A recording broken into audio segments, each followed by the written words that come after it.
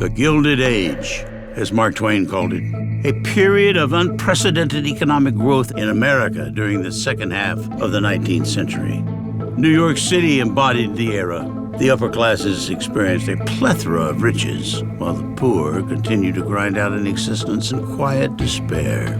For others, often from the middle class and caught up in the moral code of the era, unfortunate mistakes in judgment were dealt with secretly. On August 26, 1871, on the loading dock of the Hudson River Train Depot, a dowager delivers a steamer trunk for shipment to Chicago. Clerk, this is my only piece of baggage. Please handle it very gingerly. Contents? Glassware. But the Saratoga trunk proves to be hefty. Oh, very heavy glassware. Oh, there. She's up and done. The matron slips away. The lid on the unwieldy steamer, thrown into the baggage room, comes loose, revealing the alarming contents. It's 4:26, Johnny. Hurry up with the bags. We got the 716 pulling out in 20 minutes. Fine, but I ain't touching that one there in the corner.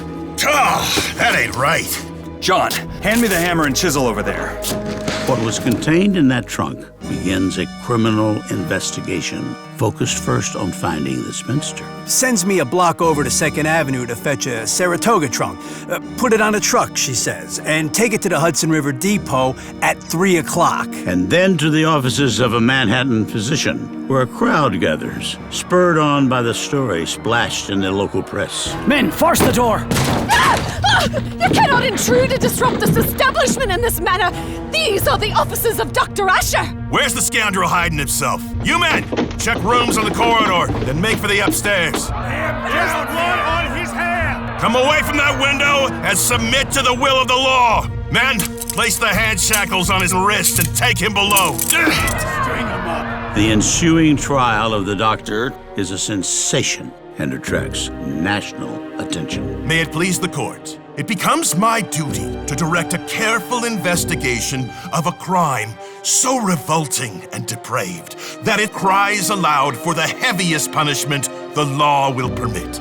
The trial litigates an issue whose repercussions are as divisive today as they were in 1871. I concur with this court and its verdict, and unite with it in recommendation to the legislature that this felonious and barbarous practice be ended. Remove the prisoner. Court session is adjourned.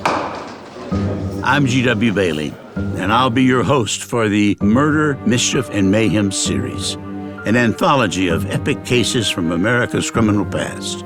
Join me for a fascinating look at the stories that will rivet your attention as much now as they did 150 years ago. You can find Murder, Mischief, and Mayhem wherever you listen to your podcasts.